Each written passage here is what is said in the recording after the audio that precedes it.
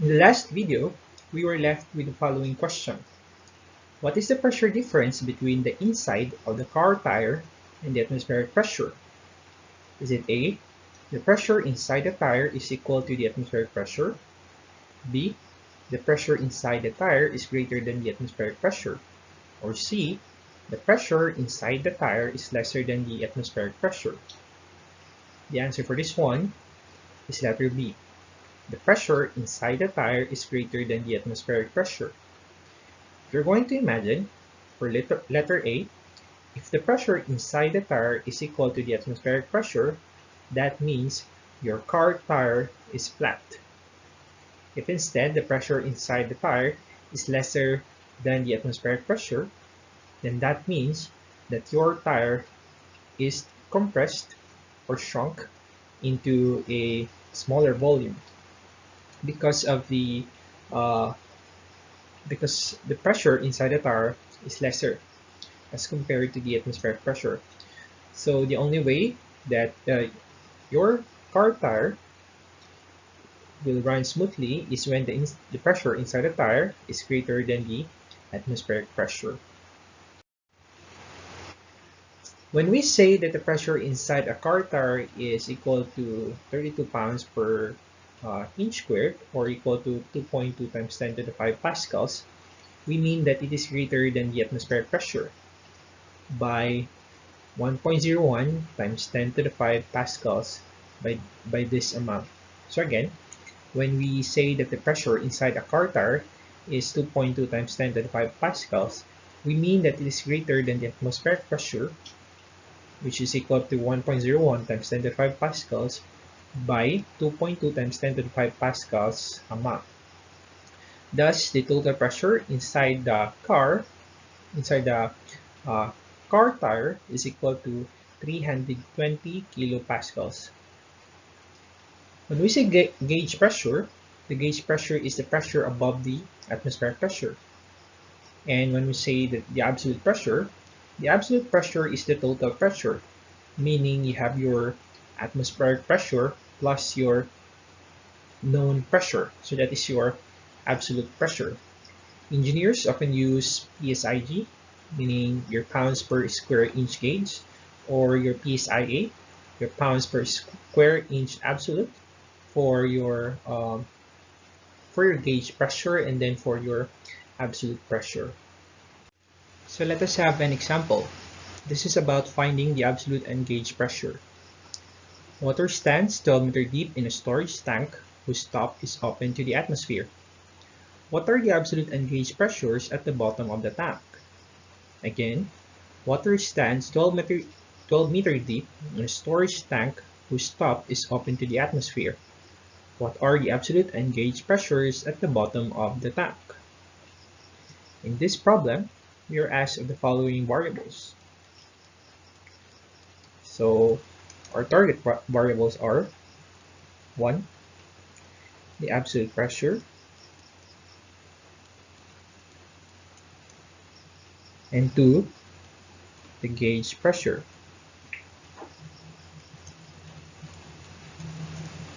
Again, your absolute pressure is just your total pressure.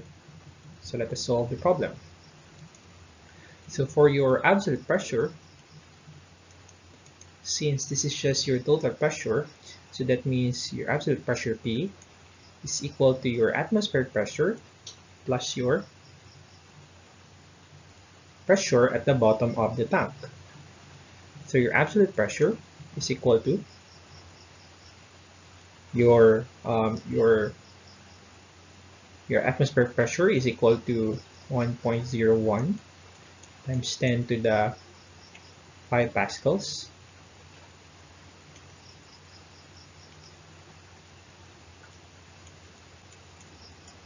plus your pressure at the bottom of the tank, so it's just water, so your rho is equal to 1000 kilograms per m cube times 9.80 meters per second squared, and then times the height, which is equal to 12 meters.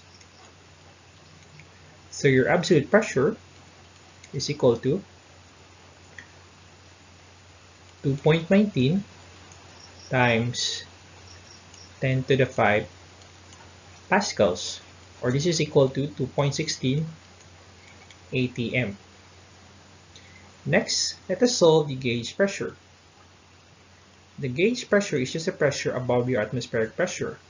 So since this is above your atmospheric pressure, that means we just have to find your P minus P naught, and that gives your gauge pressure, which is equal to your rho J rho GH. Solving for this one, you get an answer of equal to 1.18 times 10 to the 5 pascals, or this is equal to 1.16 atm. So again, your absolute pressure is just your total pressure. So you have your here, since your problem is for a tank, and then you're asked for the total pressure or the absolute pressure, and then the gauge pressure at the bottom of this tank. So your absolute pressure, your total pressure, is just your atmospheric plus your pressure at the bottom of the tank. And for your gauge, you have your P minus P naught, since your gauge pressure is your pressure above your atmospheric pressure. This is another problem, a tale of two fluids. A manometer tube is partially filled with water.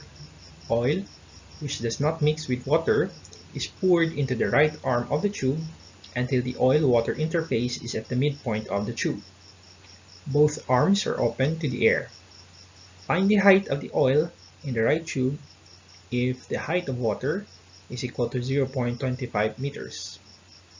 Again, the manometer tube is partially filled with water. Oil, which is not mixed with water, is poured in the right arm of the tube until the oil-water interface is at the midpoint. Both arms are open to the air. Find the height of the oil in the right tube if H is equal to, or if H water is equal to 0.25 meters. So here, the height of water is equal to 0.25 meters. And you're asked for the height of the of oil. Okay, so since we have two fluids, each fluid will have its own equation. So let's say, for example, for water. So for water, you have your P is equal to P naught plus your raw water times G times the height of water.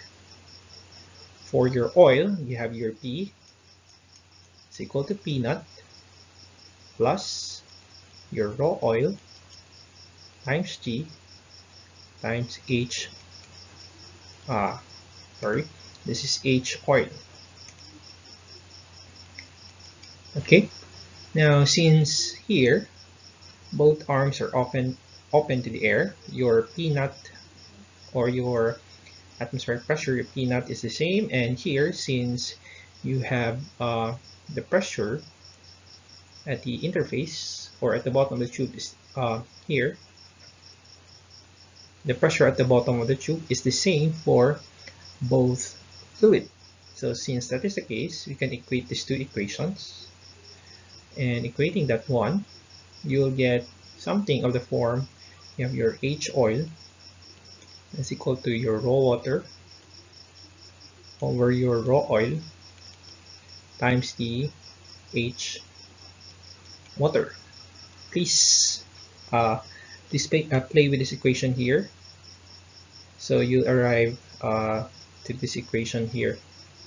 And let's say that the density of your oil is around 850 kilograms per m cube, and then the density of water is 1000 kilograms per m cube.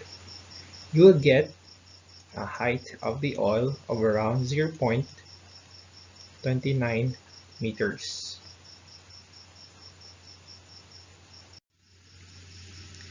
Now let's talk about your Archimedes principle. But before going to the Archimedes principle, let's have first a short story of Archimedes.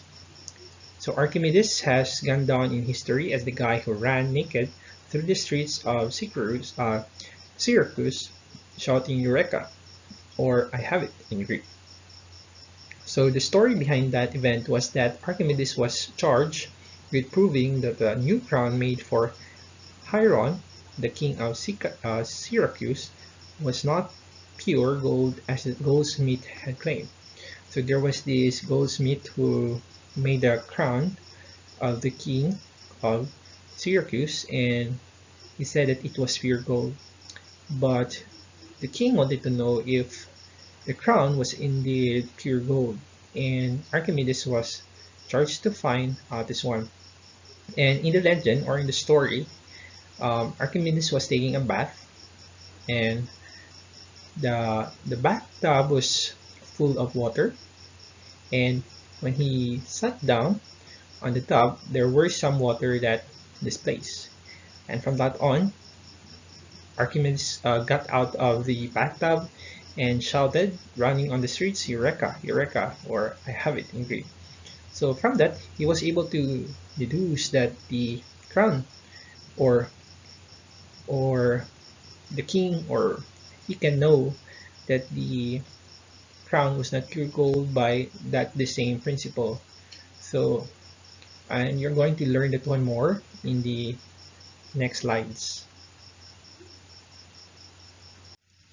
So Archimedes' principle states that when a body is completely or partially immersed in fluid, the fluid exerts an upward force, which you call the buoyant force, on the body, and this buoyant force is a magnitude which is equal to the weight of the fluid displaced by the body. So say for example here, in the figure, we have a glass filled with water, but at the side you have some holes here, okay, which when something is displaced on this glass, water may flow from this hole towards this catch basin. So again, Archimedes' principle states that when a body is completely or partially immersed in the fluid exerts an upward force, and this upward force is called the buoyant force. So if you're going to submerge this one here, okay, submerging this block, but by the way, this block has a mass of 5 kilograms, and if you're going to submerge the block will just now measure, or will now just weigh around 3 kilograms. And why is this so? So this is because the fluid in which the body was submerged exerted an upward force on the body. So you have here some upward force, which we will call your buoyant force. Okay? And the magnitude of this buoyant force, again, the magnitude of this buoyant force is equal to the weight of the fluid displaced by the body. So as you can see, there is, if you're going to submerge this water here, submerge this body in the water will overflow, and some water will be catched in this basin at the bottom. And if you're going to get the weight, okay, again, if you're going to get the weight of this displaced water here, the weight of this displaced water is equal to the buoyant force. Okay, so say for example here, your block, which was initially 5 kilograms, when submerged now weighs less, 3 kilograms, which is because your fluid exerted an upward force, and that upward force is the buoyant force, can be measured from the weight of the displaced liquid or displaced fluid. So this is the same case wherein you have a heavy friend, and then you are swimming in the swimming pool, and then your friend suddenly back rides on you, and you can easily carry your friend if your friend is in the water as compared to when you are just on the ground. This is because the water exerts an upward force, the buoyant force on your friend, making your friend weigh lesser in the water as compared to when your friend is in the ground. So a body whose average density is less than that of the liquid can float partially submerged in the upper surface of the liquid. So again, if a body whose average density is less than that of the liquid, like say for example, the density of an object is equal to um, let's say for example for oil, which is around 850 kilograms per m cube. So you observe that your oil will float on the water. Okay, since the density of oil is less than that of the density of water, which is equal to 1000 kilograms per m cube. So a body whose average density is less than that of the liquid can float partially submerged in the upper surface of the fluid. The greater the density of the liquid, the less the body is submerged. And if you are going to compare the density of salt water, which is equal to 1030 kilograms per m cube, and the density of fresh water, which is equal to 1000 kilograms per m cube, you would notice that you would float more easily in salt water than in fresh water. And that is because the density of salt water is greater than the density of your fresh water. So it's easier to swim in the sea than in the swimming pool with fresh water. Some question: why does a ship float when it is made from steel with a density 7 times that of water? So we have previously stated in the previous slide that when a body has a greater density than your liquid, it will be submerged. And as you can see here, the density of steel is 7 times that of water. But why does the ship made of steel float even though it has this big amount of density? The answer: steel is shaped in such a way that it displaces more water than the volume it would normally occupy.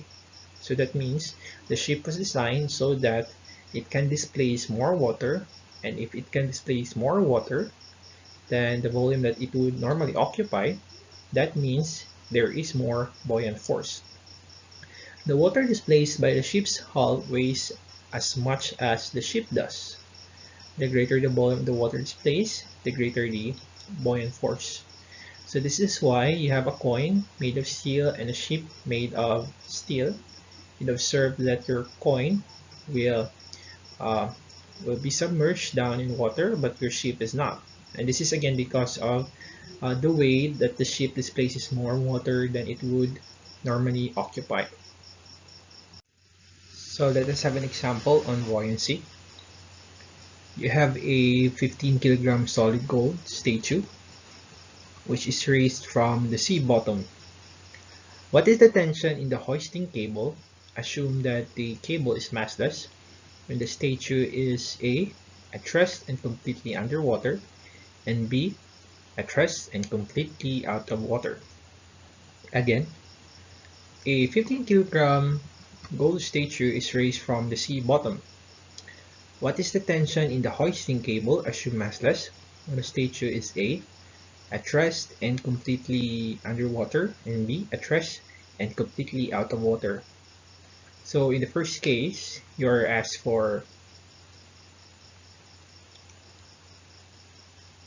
our targets are for A, you're asked for the tension of the hoisting cable at seawater when the gold is completely at rest and completely underwater, and B, the tension of the hoisting cable when it is completely out of water, or the tension when it is in the air. And the density of gold is equal to 19.3 times 10 to the 3 kilograms per m cube for your reference. So let's solve the problem. So our first target is to find for the tension when the statue is at rest and completely underwater. So that means when your uh, when your when your statue is submerged in the seawater. So you have here your free body diagram. You have your tension, which is upwards, and then you have your weight downwards. But you have this additional force, which is your buoyant force, which is also directed upwards. Okay, so you have your three forces, which are just along the y-axis. So since you're talking about the statue being completely at rest, then that means this is an equilibrium problem. So using your Newton's first law, the sum of all your forces on the y, so this is equal to your, first you have your tension in seawater plus your buoyant force, say your buoyant force SW, and then your weight, which is downwards, so you have minus the mass of the statue times g. Okay, so this is equal to 0 since this is an equilibrium problem. So that means your tension of the hoisting cable is equal to your mass of your statue times g, the weight of your statue, minus your buoyant force of the seawater. Now, first we're going to find for your buoyant force. So to find the buoyant force, you first find the statue's volume using the density of gold. So let us find first the volume that this statue can displace using the density of gold. So your volume is just your mass of the statue divided by the density of gold. So here you get 15 kilograms divided by the density of gold, which is 19.3 times 10 to the 3 kilograms per m3. Okay, so you have a volume which is equal to around 7.77 times 10 to the negative 4 m3. Now this the same volume here is the same volume of water that can be displaced by your statue. So the buoyant force again is equal to the weight of this same amount of seawater. So you have this amount of seawater, and we get the buoyant force from this one. Okay, so your buoyant force is equal to the weight of your seawater that can be displaced, and this is equal to your mass of your seawater times g. And the mass of your seawater can be taken from your density of seawater times the volume times g. Remember again that your density is equal to your mass over your volume. And here your buoyant force is equal to 1.03 times 10 to the 3, or this is okay, the density of seawater, your 1030 kilograms per m3, times the volume 7.77 times 10 to the negative 4 m3 times 9.80 meters per second squared. Your buoyant force is equal to 7.84 newtons. So we now have your buoyant force.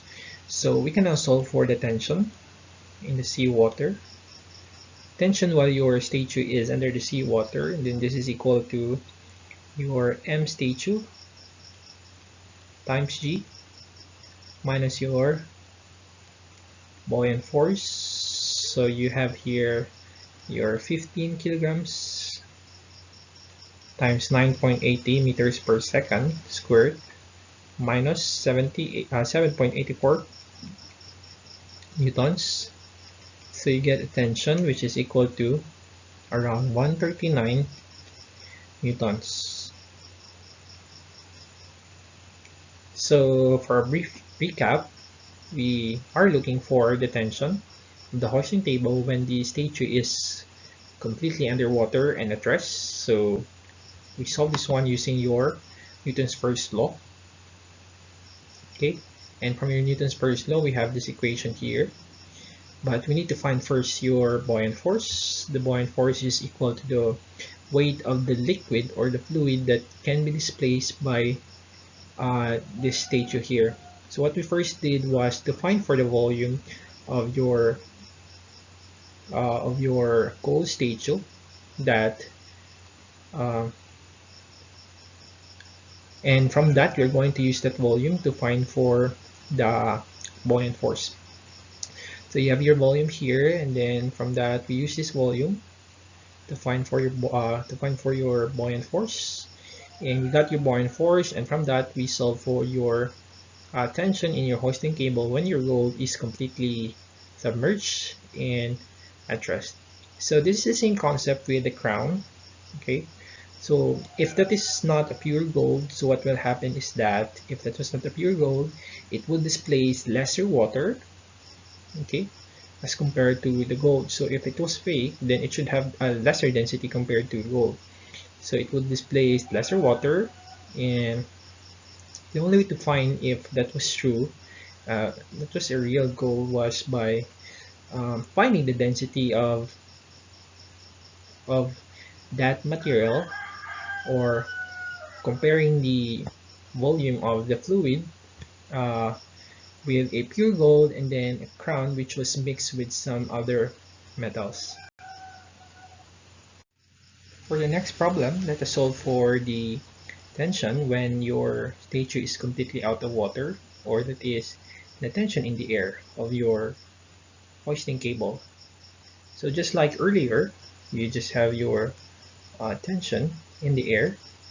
This is equal to your mass of your statue times g minus your buoyant force. At this time, this is the buoyant force in the air. So this is just the same equation as in the previous example, or in the previous problem. And first, again, we need to find for your buoyant force in the air, which is equal to the weight of the air.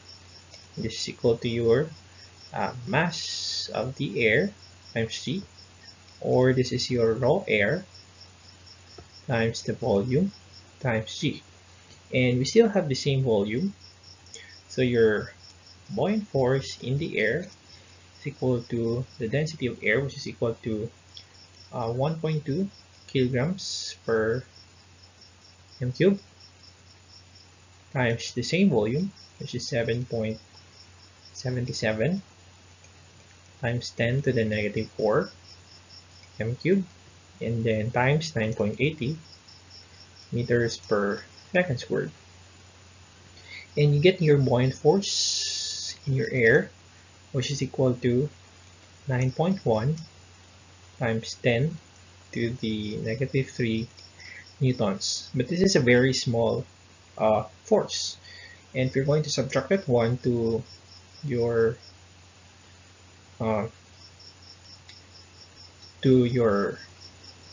problem, okay, so you have your tension in the air, which is equal to your mass of your statue times g minus your buoyant force in air.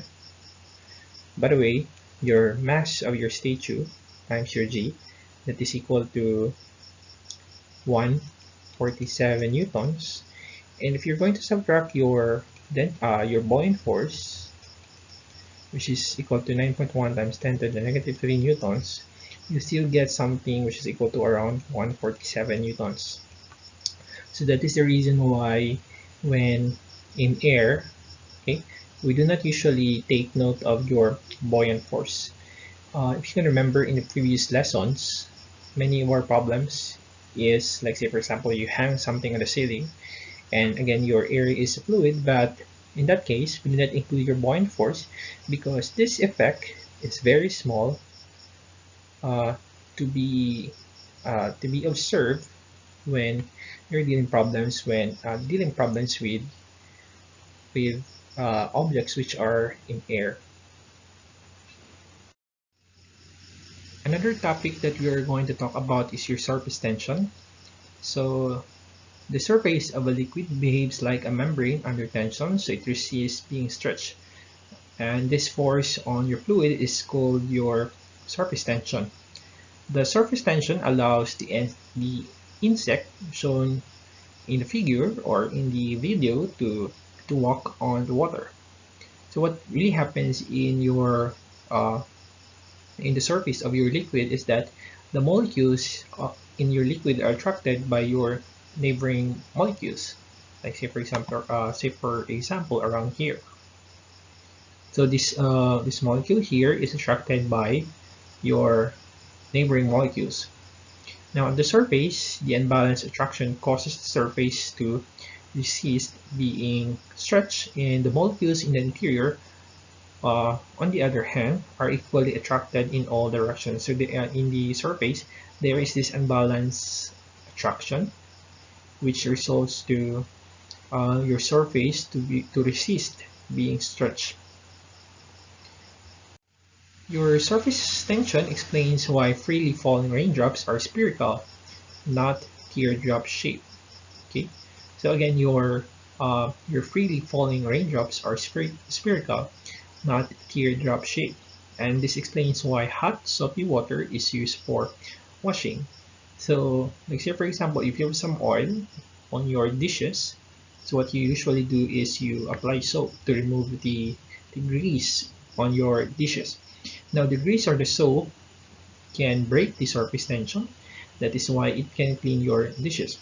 Surface tension makes it difficult to force water through small crevices. The required water pressure P can be reduced by using hot soapy water, which has less surface tension. So uh, equivalent now is your virus, your COVID-19 virus, and it says that washing of hands is very um, effective in order to combat this virus. And why is that so? Because your soap uh, can dig into or can destroy the surface tension that surrounds your um, uh, your your your coronavirus. So that's why soap is usually said to be a very good method in order to combat the virus because of how it breaks your surface tension.